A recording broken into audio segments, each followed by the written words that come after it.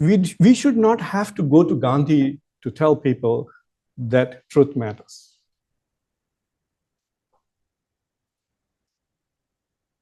I think our humanity depends on truth. If we lose truth, we lose our humanity.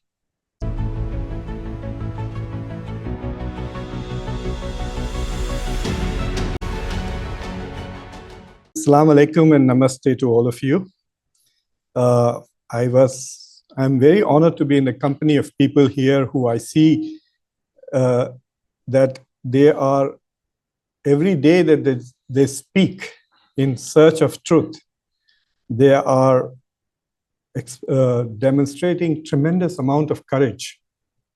And I think, so I feel quite fortunate and blessed to be in your company. And so thank you very much for just being. You know, Ashutosh, Sheetal Saab, I listen to you all so frequently, and I'm amazed at how every day you show so much courage.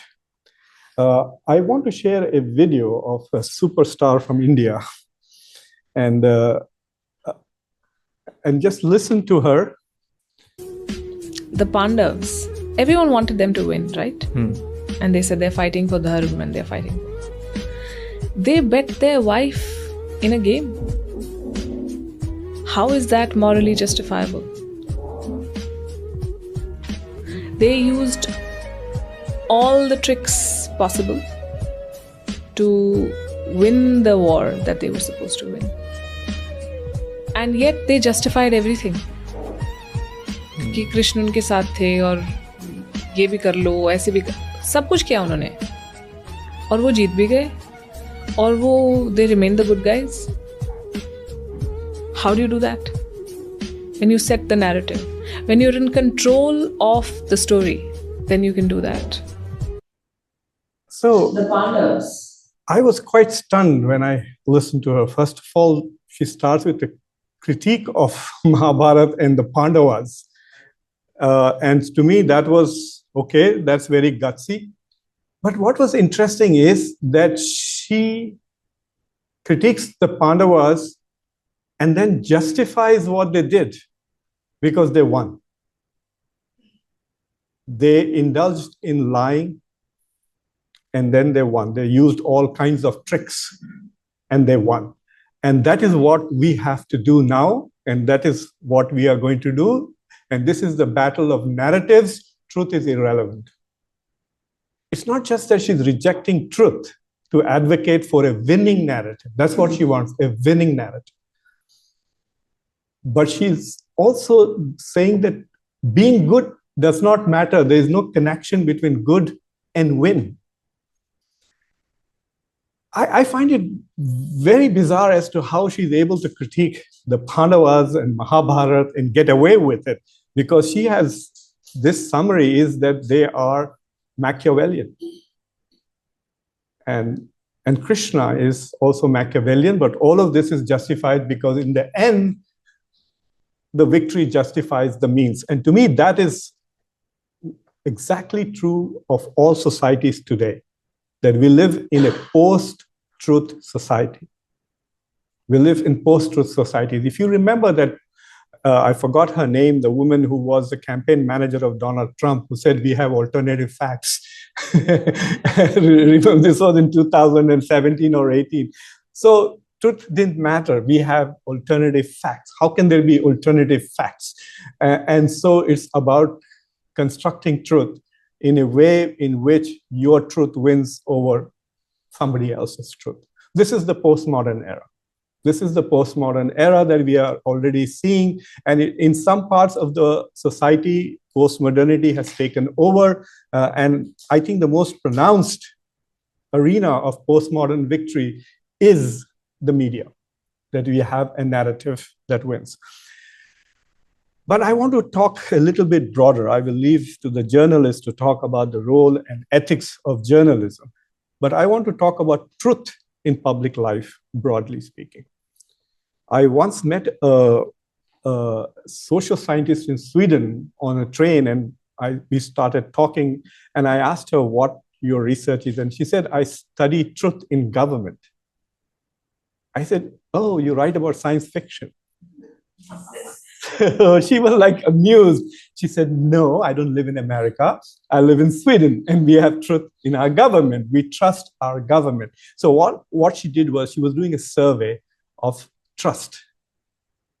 And the trust in the government depended on how truthful they thought their government was. And I said, what is it? She says, if it is 80, I'll start getting worried. It is above 80%. There is so much trust. It doesn't matter which party is in power. There is so much trust in the government. And you must understand that without truth in public life, you can't make good public policy. You can't make effective and successful public policy. So for example, let us say that you have only two industries in your country. You have the insurance industry and you have the car industry. The car industry is making losses. The insurance industry is making profit. As a good government, you will subsidize the car industry and you will tax the insurance industry. As simple as that, right? But if the insurance companies are lying in their tax returns, they are hiding what profit they are making, you will never be able to make good public policy. So it just goes on and on. So there has to be truth in public life, whether it is in the government, whether it is in the media, whether it is in the corporate sector, etc. Otherwise, the societies will keep making errors. They keep making errors. Every time I go with my mother to the doctor, my mother has this Indian tendency that you exaggerate the crisis in the hope that the person will respond to the crisis. Because if you underplay the crisis, the person may not react. So like, for example, if she wants me to take her to the doctor, that very day she will exaggerate her pain. I said, Mom, I will take you whether it is 3 on 10 or 8 on 10. But you don't have to tell me it is 8 on 10 when it's 3 on 10, because the doctor will give you the medicine for 8 and that will affect you more. So there's this element of truth has to be part of our culture and our society, and I find that missing. While I was thinking about talking about this presentation, I realized that I had actually written this speech that I want to give today 22 years ago for a magazine called Outlook India. And in that magazine, I wrote an article saying, Islam, Hinduism, and truth. And I talked about Yudhishthir and Prophet Muhammad, peace be upon him. And I got blasted from both sides. Muslims attacked me and Hindus attacked me. And I said, this is to me very interesting, because if you ask people to describe the single most important characteristics of Yudhishthir, they would say he was Dharmaraj. He always spoke the truth. Yudhishthir was known for speaking the truth. So much so that when he lied to Dronacharya, his teacher, that Aswathama is dead, he slowly whispered the elephant. Apparently, his chariot for the first time touched ground. Until that, he did not walk on earth. He was walking in air because he was truthful. And then I said, Prophet Muhammad, peace be upon him, was considered Al-Amin, the truthful. He never lied. He stood in front of the people of Mecca and said, if I told you that there is an enemy army on the other side of the mountain, will you believe me? And they said, yes. And he said, why will you believe me? He said, because you have never lied to us. He said, then why don't you believe me when I say that there is only one God? So I wrote this piece saying that, Indian societies are very spiritual and religious. Secularizing them in order to bring them together may not work. Let's focus on common religious values that we have. And between Islam and Hinduism, truth is so valued. So we should come together on truth. Well, nobody liked it. Anyway, but to me, that matters. Truth in public life matters. I'm going to talk about 5 arenas very broadly, which I think it matters. One of the best senators we have had in the US was Patrick Moynihan, who was also the US ambassador to India, by the way. There was a time when we used to have people of Patrick Moynihan's stature who were both diplomats and senators. But one of the things that Patrick Moynihan worked on was secrecy and transparency in democratic governance. And he clearly made the argument, the more secrets you have, the less liberal democracy you are. There should be minimum secrecy in governance. You have to be open. You have to be truthful for your population. That is the point of having a government which is accountable to its people. Would you lie to the people who you serve? So this is an important part. I think you cannot have a democracy and you will not have a democratic society if truth is not one of the major forces in both civil society as well as in government policies. So there are 5 areas that I want to touch upon because I have only 15 minutes. If I had 35, I would have touched upon more. One thing I want to talk about is institutional integrity as truth in public life. The second is hypocrisy in public policy. The third is government transparency and secrecy. The fourth is corporate integrity. And fifth is honesty, which is personal. So personal honesty and integrity, and I'm putting that fifth. So what is institutional integrity? Institutional integrity is, someone invoked the Bhagavad Gita today, is just as each individual is mandated to fulfill their kartavya, so should institutions. Take the case of the Election Commission of India. Do you think that the Election Commission of India is fulfilling its duties with integrity today? That's the question, right? Is this particular government agency fulfilling? Look at ICE in the United States. Is it fulfilling its mandate and its job with integrity and with truthfulness? No. The moment you find institutions of democracy fulfilling or not fulfilling is another thing. And it's not about the results, it's about how you achieve the results.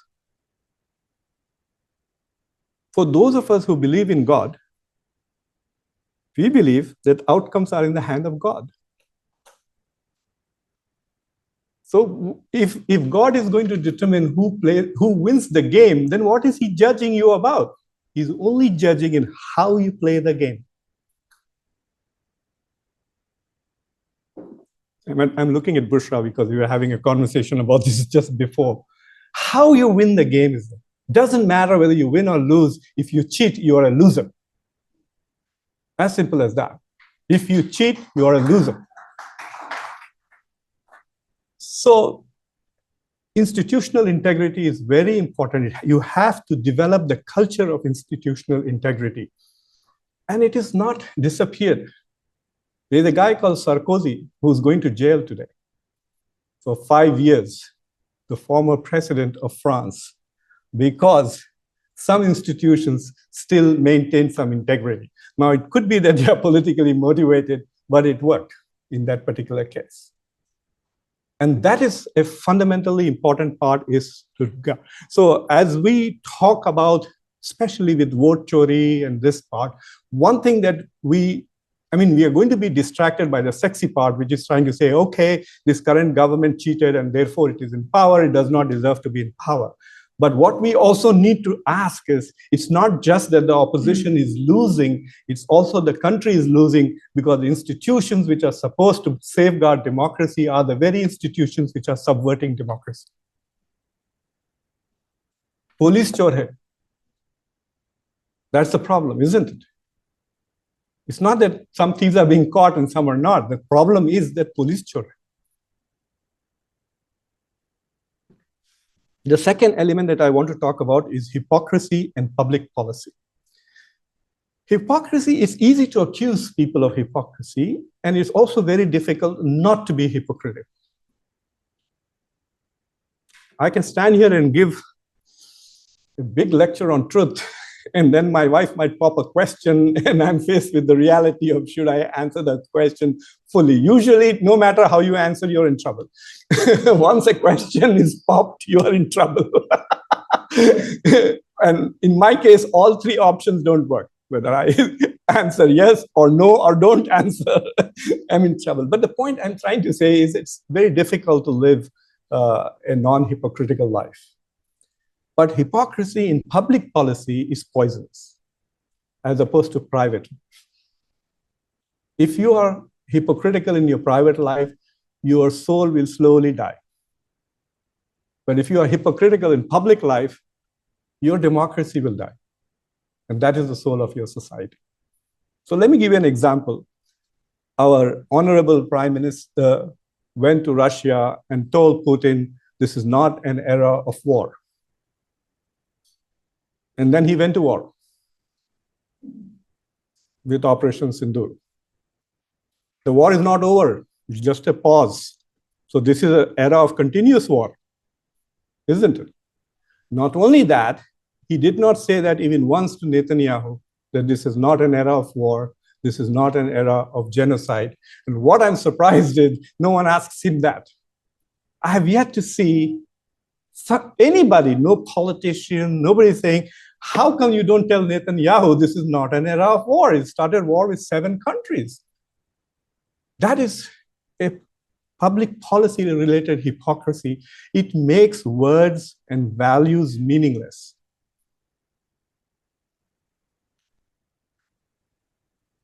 I'm just giving one example. I can give you many examples of this hypocrisy in public policy, even especially with our own country. The United States is probably a champion at this. So the government transparency and secrecy is another problem. People don't understand keeping secrets while you are in government is clearly lying in public. It's an absence of truth. Secrecy is, it's not like saying this is national security. I'm going to give, in this particular case, 2 examples which tells you as to how we have normalized moral depravity in government. So for example, in 23-24, the Indian government was accused of transnational repression, trying to kill people in Canada, in the US, and a lot of people were killed in India. When they speak in English, they deny this. They not only deny any responsibility for Nijjar's murder and the attempted murder of Panno, but they also say this is not our policy. And then the message is also sent to the public that ghar mein ghus ke marenge, and we did it. You know, the ghar mein ghus ke marenge is this. It is not about war. It's not Operation Sindoor, which is ghar mein ghus ke marenge. Ghar ke ghus mein marenge is about all those people who have died, including Nijjar and others who are being killed by the Indian government, and they're taking pride in it, and the public is quite proud of it. I've got into a lot of debates with a lot of people from India who say, how is this different from bin Laden's killing? I said, if you have not killed, why are we talking about it? You can make this analogy only first if you tell me you killed Nijjar, then we will do the comparison. If you have not done it, then there's no comparison at all. So I said, okay, I know you don't want to acknowledge it. So let me assume that you killed him. The only difference is that we release photographs and announce that we did it, and you didn't. When you deny something, it's because you're ashamed of it. And that is also an absence of truth in public policy. There is no transparency. And it doesn't work also. See, there's a problem in how it works. Let's take this case of jets lost in Operation Sindoor. It is so bizarre. If you listen to Chauhan, what he said in Singapore was very clear that we lost, but not that many. And if the first press conference was said that there are wins and losses, I have not heard an army person say straight up that we did not lose a single jet. Not only that, except for the chief, now I don't know what happened to him, he suddenly claims that we've shot down 5 Pakistani jets, but no army person has denied this specifically. That I don't understand what the point. The whole world knows this. At least one Rafale has been confirmed by Rafale Jets itself. So the point really is that this lack of transparency, this secrecy, really undermines the credibility of the government rather than suppressing it or enforcing it. It is quite a useless, in fact, counterproductive policy. And I think we need to really wonder what that is all about.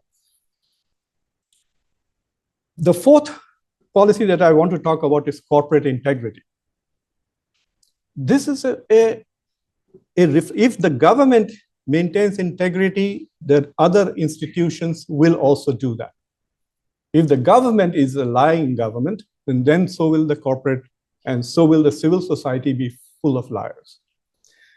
Take this case that happened just 2 days ago. It's not clear whether TCS fired 12,000 or 80,000 people. It is, to me, quite shocking as to how they can. I can understand whether it's 12,000 or 14,000 or 10,000, that is the dispute. But you are not able to confirm whether you fired 80,000 people or 12,000. And if they indeed have fired 80,000, it's important that everybody knows that, because people who are trying to take entrance exams to become engineers may decide not to because there are no jobs in the future in computer science industries, etc. The government will have to make new policies.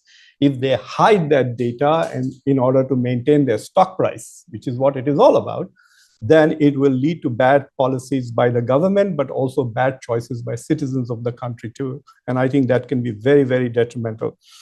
The other one is the Hindenburg controversy. It exposed everybody as corrupt. The government is corrupt, the corporations are corrupt, and the institutions which are supposed to investigate them, including SEBI, everybody is, there's no way to describe this in English except in Hindi. Ek hammam mein sare nange. That's the best way to describe it. It's like shocking. And the worst part is that the public is not shocked. The public should have been completely outraged. Rather than that, they are taking this as a matter of national pride and defending corrupt people.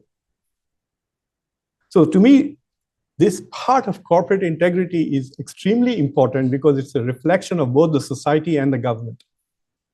If you have a government of liars, if you have a government society of liars, your institutions, whether they are corporate or government, will be lying. In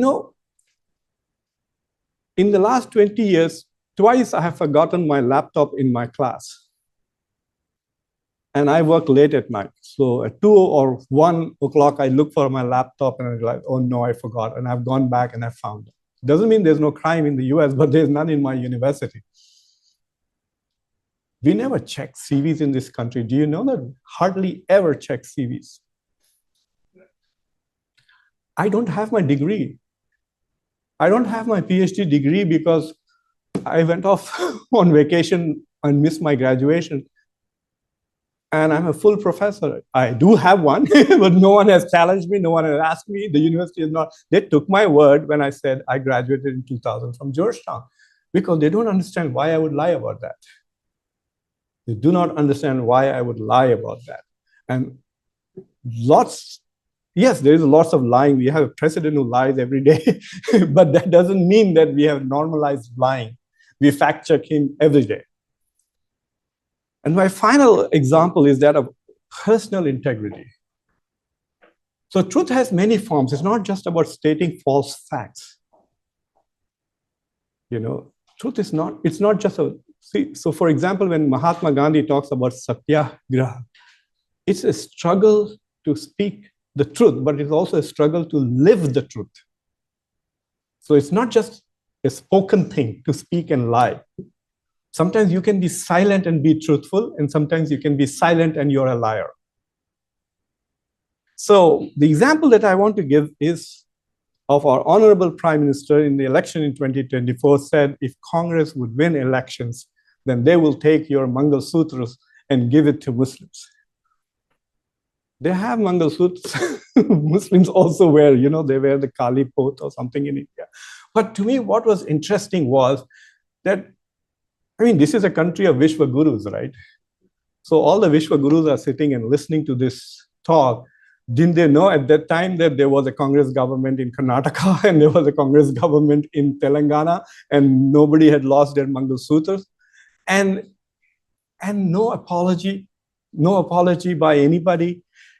To me, that shows that there's something poisonous and something very unhealthy in the public sphere, that these things can happen.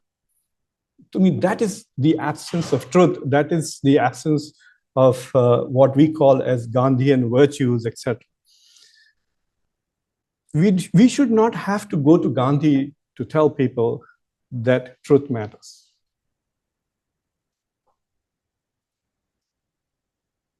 I think our humanity depends on truth. If we lose truth, we lose our humanity.